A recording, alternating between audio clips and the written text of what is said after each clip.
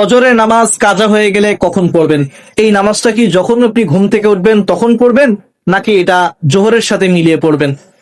আসুন আমরা এই বিষয়টাকে জানার চেষ্টা করি। মনে রাখবেন, ফজরের নামাজ তো সেই নামাজ যেটার বরকতের জন্য রাসূল সাল্লাল্লাহু আলাইহি ওয়াসাল্লাম স্বয়ং দোয়া করেছেন এই ফজরের জন্য।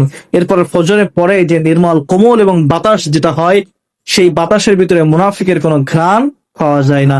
এজন্য ফজরের নামাজ আপনারা অবশ্যই আদায় করবেন। আর যদি বাই চান্স কোনো কারণে, সঙ্গত কারণে আপনার ফজরের নামাজ মিস হয়ে যায়, তাহলে আপনি কিভাবে পড়বেন আসুন সেটা সম্পর্কে জানি। শুরুতে আরেকটা বিষয় জানি, এই যে সুন্নাত আছে ফজরের আগের সুন্নাত, এই সুন্নাতটাকেও পড়তে হবে নাকি শুধু ফরজ করলেই হয়ে যাবে? মনে রাখবেন, ফজরের আগে যে 2 রাকাত সুন্নাত রয়েছে, এই 2 রাকাত সুন্নাত দুনিয়া এবং আসমানের ভিতরে যা কিছু রয়েছে সব চাইতে বেশি দামি হলো ফজরের 2 রাকাত সুন্নাত। তাহলে কত বড় জিনিস এই ফজরের 2 রাকাত সুন্নাত, কত দামি! এজন্য ফজরের 2 রাকাত সুন্নাত আপনারা কেউ মিস করবেন না। রাসূল সাল্লাল্লাহু আলাইহি ওয়াসাল্লাম বলেছেন, যে ব্যক্তির ফজরের 2 রাকাত সুন্নাত ছুটে গেল, সে দুনিয়া তার কাছ থেকে চলে গেল। আর যে ব্যক্তি ফজরের 2 রাকাত সুন্নাত আদায় করলো, দুনিয়ার সবকিছু তার পায়ের কাছে চলে আসলো। এবার আসুন নামাজটা কখন পড়তে হবে।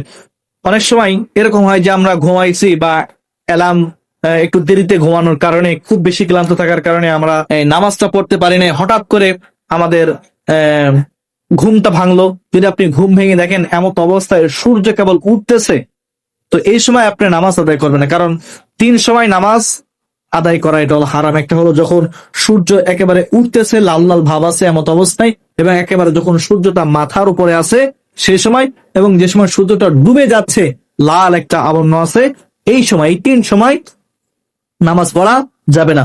এরপর আপনি বাকি সময় আপনি নামাজ পড়তে পারবেন যে কোনো সময়।